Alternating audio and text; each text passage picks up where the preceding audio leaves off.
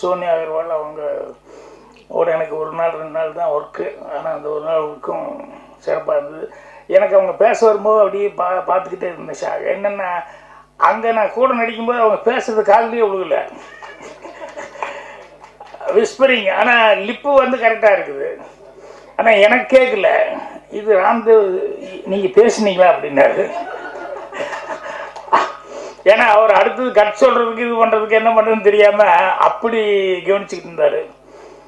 அதனால் இங்கே வந்து பேச வரும்போது கரெக்டாக கேட்குமா கேட்காதா அப்படின்னு நினச்சிக்கிட்டு இருந்தேன். ஆனால் அவங்க இப்போ இங்கிலீஷில் பேசுறதுனால அந்த பிரச்சனை இல்லை. தமிழில் பேசுகிறதுனா தான் கொஞ்சம் ப்ராப்ளமாக இருக்கும். ஏன்னா தப்பு வருமோ அப்படின்னு சொல்லிட்டு அவங்களுக்கு அந்த கான்சன்ட்ரேஷன் இல்லை. இப்போ நான் இங்கிலீஷில் பேசுனா நான் கொஞ்சம் யோசிப்பேன்ல, அது மாதிரி அவங்க தமிழில் பேசுனா அவங்க அப்படி. ஸ்ரீநாத்தோட ஒர்க் பண்ணும்போதும் அதெல்லாம் முக்கியமான இன்வெஸ்டிகேட் பண்ணுற மாதிரி கேரக்டரு. ஸோ அவர் கூட நடிக்கும்போதும் அவர் டைரக்ஷன் பண்ணிட்டு இருந்தவர். நிறைய பேர் இப்போ டைரக்ஷன் பண்ணுறவங்கெல்லாம் ஆக்டிங்லேயே வந்துட்டாங்க இல்லை. கொஞ்சம் கஷ்டமான வேலைன்னு எல்லாம் தெரிஞ்சு போச்சு. ஆமாம், போனோமா ஏதோ வசனம் பேசணுமா ஏதோ கொடுத்தாங்களா வந்தோமா அப்படிங்கிற மாதிரி. இது எப்போ கதை எழுதி அது வந்து கஷ்டப்பட்டு லொக்கேஷன் எல்லாம் போய் பார்த்து அதுக்கப்புறம் ஆர்டிஸ்ட்டுகளை செலக்ட் பண்ணி இப்போ நினச்சி பார்த்தா எனக்கு ஆச்சரியமாக இருக்கும், நம்ம தான் இதெல்லாம் பண்ணோமா அப்படின்னு சொல்லிட்டு. ஏன்னா அப்போ அது வேலை மாதிரி தெரியல. அதனால் வந்து எனக்கு கஷ்டப்பட்டோங்கிறதே ஒன்றும் தெரியல. ஆனால் இப்போ வந்து எல்லோரும் சொல்லும்போது தான் நமக்கு தெரியுது இது இந்த மாதிரி அப்படின்னு சொல்லிட்டு. காலையில் இன்னொரு காமெடி கூட நடந்தது. நம்ம பாவா செல்லதுரை இருக்கார், கதை சொல்லி எல்லாம் டிவியில் பார்த்துட்டு இருப்பீங்க. அவர் ஃபோனில் பேசிகிட்டு இருந்தார். நேற்று யாரோ ஒரு நண்பர் வந்தப்போ அவரை பற்றி பேசும்போது அப்போ நான் சொல்லிக்கிட்டு இருந்த ரொம்ப நல்லா கதை சொல்கிறாரு அவர். அது என்னென்னா அதில் சிறப்பம்சம் என்னென்னா எல்லோரும் எல்லா கதையும் படிக்கிறதுக்கான வாய்ப்புகள் ரொம்ப கஷ்டம். எல்லோரும் எல்லா புக்கும் வாங்கி எல்லா கதையும் படிச்சிட முடியாது. ஆனால் நல்ல ரைட்டர்ஸு எழுதின நல்ல கதைகள் இருக்குது பாருங்கள், அந்த மாதிரி கதைகளாக செலக்ட் பண்ணி பாவா செல்லதுரை வந்து அது ரெகுலராக வந்து அவர் சொல்லிட்டு இருக்காரு. ஒரு 1/2 hour 45 minutes அவர் நேரேட் பண்ணும்போது நமக்கு உண்மையிலேயே அது மெயின் கதை என்ன அப்படிங்கிறத வந்து கொஞ்சம் கூட இப்படி இல்லாமல் அது நல்லா உள்வாங்கிட்டு அவர் சொல்கிறதுங்கிறது ரொம்ப நல்லா சொல்லிக்கிட்டு இருக்காரு. அப்புறம் அவருக்கு நேற்று அவரை பற்றி பேசுனதுனால நீங்கள் ஃபோன் பண்ணார். பண்ணி நீங்கள் வரணும் சார் ஒரு தடவை திருவண்ணாமலைக்கு, இங்கே நான் கெஸ்ட் ஹவுஸ் எல்லாம் கட்டி வச்சுருக்கேன், எல்லாருமே டிஸ்கஷனுக்கு வர்றாங்க அப்படின்னு. இல்லைங்க நானும் கூட கேள்விப்பட்டேன், பெரும்பாலும் ஆமாங்க உங்கள் டேரக்டர்லேருந்து மிஸ்கின்லேருந்து எல்லோரும் வர்றாங்க அப்படின்னு சொல்லிட்டு இருந்தார். அப்போ கடைசியில் வர சொன்னார். என்னென்னா பாலுமகேந்திரா கடைசியில் இங்கே தான் சார், அவர் கல்லறையே இங்கே தான், அதனால் நீங்களும் ஒரு தடவை வரணும் சார். அது சொல்லிட்டு இதை சொல்லும்போது இன்னும் இவ்வளோ சீக்கிரம் கூப்பிட்றாரு அப்படிங்கிற மாதிரி நான் நினச்சி சிரிச்சுக்கிட்டேன். அவருடைய கதை சொல்கிறதுங்கிறது வந்து நிறைய பேர்த்துக்கு புக்கு படிக்க முடியாதவங்கெல்லாம். இப்போ பொன்னியின் செல்வம் வந்து அதெல்லாம் அன்னைக்கு வந்து அந்த கதையை படிச்சுட்டு அப்புறம் இப்போ படம் வந்ததுக்கப்புறம் பார்த்தோம்னு சொன்னோம்னா அந்த படத்துக்கு இன்னும் டெய்லி ஏதாவது ஒரு டிஸ்கஷன் வந்துட்டு இருக்கும். ஆதித்த கரிகாலனை யார் கொண்டாங்க, நந்தினி இருக்குதா இல்லையா, பலுவேட்டர் என்னாச்சு ஏதாச்சுன்னு சொல்லிட்டு டெய்லி டிஸ்கஷன். அதில் இந்த இது பார்த்தோம்னா ரொம்ப காமெடியாக இருக்கும். என்னென்ன யூடியூப்புகளில் வந்து பேசும்போது எங்கேயா ராமர் இருந்தார் அப்படின்னு ஒருத்தர் ஆரம்பித்தார்னா அவர் அதை பற்றி சொல்லிகிட்டே இருப்பார். ஆனால் பேப்பரை பார்த்தா 2000 கோடியில் ராமர் கோயில் கட்டிக்கிட்டு இருக்காங்க வந்து பேப்பரில் வந்து. இது மாதிரி ஒவ்வொன்றும் ஆரியர் என்ன இது என்ன அது என்னன்னு சொல்லிட்டு பார்த்தா நமக்கு எதை நம்புறது எது நம்பலை அப்படிங்கிற மாதிரி சில நேரங்களில் வந்து. ஏன்னா அவங்கவுங்க ஆர்குமெண்ட் அவ்வளோ கரெக்டாக இருக்கும். ஆனால் எல்லோரும் வந்து என்னென்னா இந்த இதை போய் சீரடி தானே அங்கே போய் இப்போ அந்த அகழ்வாரை அது பண்ணதுக்கப்புறம் வந்து எல்லாத்துக்கிட்டையுமே ஒரு நல்ல நமக்கு பழசு என்ன, நம்ம பூர்வீகம் என்ன, மனிதனுடைய பூர்வீகம் என்ன, தமிழனுடைய பூர்வீகம் என்ன, இதெல்லாம் தெரிஞ்சுக்கணும் அப்படின்னு சொல்லிட்டு எல்லாருக்கிட்டையும் ஒரு அலர்ட்னஸ் எல்லாருமே வந்து இது பண்ணுறாங்க. அதனால் நிறைய பேர் வந்து அதை பற்றி ஆராய்ச்சி பண்ணி வரலாற்று வல்லுநர்கள் அவங்க இவங்கெல்லாம் வந்து அதை பற்றி ஆராய்ச்சி பண்ணி நிறைய விஷயங்கள் சொல்லிக்கிட்டு இருக்காங்க. ஸோ அது ஒரு நல்ல எஜுகேஷனாக இருந்துகிட்ருக்கு. நம்மளுக்கு தமிழ் ஆடியன்ஸுக்கிட்ட இருக்கிற பெரிய ப்ளஸ் பாயிண்ட் அதுதான். இது புதுசுன்னா கூட பரவாயில்லன்னு தேட்டருக்கு வந்து ஒரு தடவை பார்க்கலாமேன்னு பார்ப்பாங்க. அதுக்கப்புறம் மவுத் டாக் வந்ததுன்னு சொன்னோம்னா ஆட்டோமேட்டிக்காக வந்து தமிழ் ஆடியன்ஸுக்கிட்ட இருப்போம். ஸோ அதனால தான் இங்கே இருக்கிற படங்கள் வந்து நிறைய அடுத்த லாங்குவேஜுக்கு வந்து நமக்கு போயிட்டுருக்கு.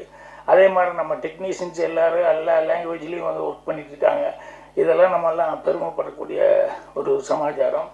ஸோ எல்லாத்துக்கும் புத்தாண்டுக்குள்ளே மறுபடியும் மீட் பண்ண போகிறோமா என்னென்னு தெரியல, ஃபங்க்ஷனுக்கா என்னென்னு தெரியல. மறுபடியும் நானும் வெளியூரெல்லாம் போக வேண்டிக்கிறதுனால அட்வான்ஸாக புத்தாண்டு நல்வாழ்த்துக்கள் எல்லாத்துக்கும் தெரிவிச்சுக்கிறேன். ராம்தேவ் அவர்களுக்கும் அவர் டீமுக்கும் அட்வான்ஸாக என்னுடைய நல்வாழ்த்துக்கள் தெரிவிச்சுக்கிறேன். நன்றி, வணக்கம். எல்லாருக்கும் வணக்கம். மேடையில் இருக்கிற பாக்யராஜ் சாருக்கு, சோனியாஜிக்கு, மேடையில் அமர்ந்திருக்கும் ப்ரொடியூசர்ஸ் எல்லாருக்கும் வணக்கம். இந்த படத்தில் கமிட் ஆனதுக்கு மெயினான ஒரு ரீசன் என்ன அப்படின்னா, நான் பாக்யராஜ் சாரோடைய மிகப்பெரிய ஃபேன் ஸ்கூல்லேருந்து. ஸோ ஃபஸ்ட்டு என்கிட்ட ராம்தேவ் சார் சொல்லும் போது, இந்த மாதிரி இப்படி ஒரு படம், இப்படி ஒரு த்ரில்லரு நீங்கள் பண்ணுறீங்க அப்படிங்கும்போது, பாக்யராஜ் சாரோட காம்பினேஷனு, ஒரு க்ரைம் இன்வெஸ்டிகேஷன், ஸோ உங்களை இன்வெஸ்டிகேட் பண்ணுற மாதிரி அப்படின்னோடனே நான் வேறு எதுவுமே சொல்ல. பாக்யராஜ் சார் கூட நடித்து ரொம்ப நாள் ஆச்சு. இன்ஃபேக்ட் உத்தமபுத்திரனில் சார் கூட நடித்தேன். அதுக்கப்புறம் ஒரு வாய்ப்பே கிடைக்கல. ஸோ அதனால் சரி அவர் கூட நடிக்கணும் அப்படின்றதுக்காகவே இந்த படம் ஒத்துக்கிட்டேன். தேங்க்ஸ் ராம்தேவ் இந்த ஆப்பர்ச்சுனிட்டி கொடுத்ததுக்கு. எல்லாருக்கும் தெரியும் பாக்யராஜ் சார் எவ்வளோ பெரிய டேலண்டட் ஒரு டைரக்டர் மட்டும் கிடையாது. ஹீஸ் எவ்வளோ பன்முகம் கொண்ட ஒரு என்ன சொல்கிறது, ஒரு ஆக்டர், ஒரு டைரக்டர், ஒரு ப்ரொடியூசர், ஒரு மியூசிக் டைரக்டர், ஒரு பத்திரிகையாளர், ஸோ ஒரு டிஸ்ட்ரிபியூட்டர், இவ்வளோ ஒரு பன்முகம் கொண்ட ஒருத்தருடைய ஃபேனாக இருக்கிறது நான் ரொம்ப சந்தோஷப்படுறேன். நான் அசிஸ்டன்ட் டைரக்டராக ஃபஸ்ட்டு ஜாயின் பண்ணும்போது நான் கேள்விப்பட்டிருக்கேன், பாக்யராஜ் சார் வந்து எதையுமே எதிர்பாராமல் டைரக்டருக்கு ஹானஸ்ட்டாக இருக்கணும், அந்த ஸ்கிரிப்டுக்கு ஹானஸ்ட்டாக இருக்கணும், அந்த கதைக்கு படத்துக்கு ஹானஸ்ட்டாக இருக்கணும்னு சொல்லி ஃபைட் பண்ணுவார், ஜென்யூனாக சின்சியராக ஒர்க் பண்ணுவார் அப்படின்னு. அதே மாதிரி நான் ஒர்க் பண்ணணும் அப்படின்னு ஆசைப்பட்டேன். ஹீஸ் அ வெரி பிரில்லியன்ட் மேனுங்க. அதாவது என்னென்னா, முந்தனை முடிச்சு படத்தில் நீங்கள் பார்த்தீங்கன்னா கொஞ்சம் முருங்கக்காய் மேட்டரும் அப்படியும் வச்சுருப்பார். என்ன அப்படின்னா, ஒரு யூத்துக்கு, பெரியவங்களுக்கு அப்படின்னு சொல்லி, அதே மாதிரி ஜனரஞ்சகமாக அந்த படத்தை ஆக்கணும் அப்படின்றதுக்காக ஹீரோயினோட ஃப்ரெண்ட்ஸ் யாருன்னு பார்த்தோன்னா குட்டி குட்டி பசங்க, அவங்க கூடயே சுற்றிக்கிட்டு இருப்பாங்க. ஸோ இந்த படத்தை வந்து ஜனரஞ்சகம் ஆக்கணும் அப்படின்றதுக்காக அவர் யோசிக்கிற அந்த யுக்தி பார்த்தீங்களா, இதெல்லாம் தான் வந்து அவர்கிட்ட இருந்து நான் கற்றுக்கிட்ட ஒரு விஷயங்கள். அதெல்லாம் இம்ப்ளிமெண்ட் பண்ணணும்னு நினைக்கிறேன். ஒருத்தர் மேலே நம்ம அதிகமாக வந்துல ஒரு என்ன சொல்கிறது, ஒரு அன்பு நேசம் அப்படி வைக்கும்போது ஆட்டோமேட்டிக்காக நமக்கு அது வந்துல போய் அட்டாச் ஆகும்னு நினைக்கிறேன். அதனால தான் சாந்தனோட அவர் சன்னோட நான் இன்னைக்கு நல்ல ஃப்ரெண்டாக இருக்கிறேன். அகெயின் சோனியாஜி, உங்களை பார்த்து ரசிக்காத ஆள் கிடையாது. அப்போது காதல் கொண்டேன்லேருந்து இப்போ வரைக்கும் ஒரே மாதிரி இருக்கிறீங்க, அதே மாதிரி இளமையாக இருக்கிறீங்க. நிறைய பேருக்கு அந்த என்ன சொல்கிறது, அந்த கடவுளுடைய அந்த பிளெஸ்ஸிங் இருக்காது. இப்போ ட்ரிஷா இருக்காங்க, இப்போ பாருங்கள் நீங்கள். ஸோ அண்ட் அவங்க கூட நடிக்கும்போது இட் வாஸ் ஃபஸ்ட் டைம் நடிக்கிறேன். It was like she is a very good nice human being. First நல்ல பர்ஃபார்மர். அவங்க கண் எனக்கு ரொம்ப பிடிக்கும், உங்கள் எல்லாருக்குமே பிடிச்ச மாதிரி. So it was a pleasure working in this film. அப்புறம் ராம்தேவ் பற்றி சொல்லணும் அப்படின்னா, அவர்கிட்ட பிடிச்ச விஷயம் எனக்கு அவருடைய கான்ஃபிடென்ஸு. என்ன சார் நம்ம பண்ணிடலாம் அப்படின்ற மாதிரி அவருடைய கான்ஃபிடென்ஸு, ப்ளஸ் எல்லா வேலையும் செய்வார். ஒரு ப்ரொடக்ஷன் மேனேஜர் வேலை, அசிஸ்டன்ட் டைரக்டர் வேலை, அசிஸ்டன்ட் கேமராமேன் வேலை. ஸோ அவரே இந்த படத்தில் ஒரு முக்கியமான கதாபாத்திரத்தில் நடிச்சிருக்கிறாரு. ஸோ அந்த கான்ஃபிடென்ஸ், அந்த ட்ரைவ் அவரே ப்ரொடியூஸ் பண்ணியிருக்கிறாரு ஃப்ரெண்ட்ஸோடு சேர்ந்து. அவருக்கு சப்போர்ட் பண்ண ஃப்ரெண்ட்ஸுக்கு உண்மையிலே நான் வந்து I have to congratulate you people.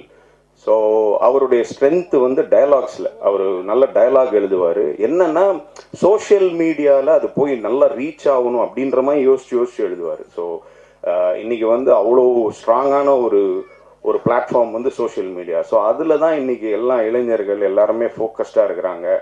So அதுக்கு தகுந்த மாதிரி அதில் வைரல் ஆகிற மாதிரியான ஒரு என்ன சொல்கிறது டயலாக்ஸ்லாம் எழுதணும் அப்படின்னு நினைப்பார். ஸோ அவருடைய அந்த கான்ஃபிடன்ஸ் எனக்கு ரொம்ப பிடிக்கும். Very good, all the best to you. And கரெக்டான ஒரு ஜானரை தேர்ந்தெடுத்திருக்காரு. இன்றைக்கி நம்ம சினிமாவுக்கு வரணும், தியேட்டருக்கு வரணும் அப்படின்னா எதுக்கு நம்ம வரணும் அப்படின்னா, ஒன்றும் ஒரு ஹாரருக்கு அந்த ஆம்பியன்ஸ் அந்த ஃபீல்டுக்கு வர்றாங்க, இல்லை ஒரு த்ரில்லருக்கு வராங்க, இல்லைன்னா பெரிய ஆர்டிஸ்ட்டு படம் வந்து இல்லை போகிறாங்க, இல்லைன்னா ஒரு யானை என்ன சொல்கிறது நாய் அந்த மாதிரி வச்சு எடுத்தோன்னா பசங்களுக்கு ஒரு அட்ராக்டிவாக இருக்குது. ஸோ இன்றைக்கி வர்ற முக்கியமான 2 ஜானரில் தியேட்டரில் புதுமுகங்கள் எல்லாம் நடித்தா கூட ஒரு த்ரில்லரு, ஒரு ஹாரர் அப்படின்னா போய் பார்ப்போம் அந்த எக்ஸ்பீரியன்ஸ்க்காக. ஏன்னா மற்ற எந்த ஜானர் படம்னாலும் நம்ம வீட்டில் ஓடிடியில் பார்த்துடலாம். பட் இதனோட எக்ஸ்பீரியன்ஸே தனி, அந்த 4Kல அந்த ஒரு டால்பி அட்மாஸ்ல பார்க்கறது. ஸோ இஸ் இந்த ரைட் பிளாட்ஃபார்ம், கரெக்டான ஒரு ஜானரை தேர்ந்தெடுத்திருக்காரு. அப்புறம் பிரனா இந்த படத்தில் வந்து இன்ட்ரடியூஸ் பண்ணியிருக்காங்கன்னு நினைக்கிறேன். ஸோ அவங்களுக்கு ஒரு மீட்டியான ஒரு ரோலு, அவங்க வயசுக்கு மீறின ஒரு ரோல்னு நினைக்கிறேன். பட் அதை நல்லாவே பண்ணியிருக்கிறாங்க. ட்ரெய்லரு மற்ற விஷயங்கள் எல்லாமே நல்லா வந்திருக்கு. I wish the whole team very big success. Almighty let him bless. Thanks a lot. Thanks.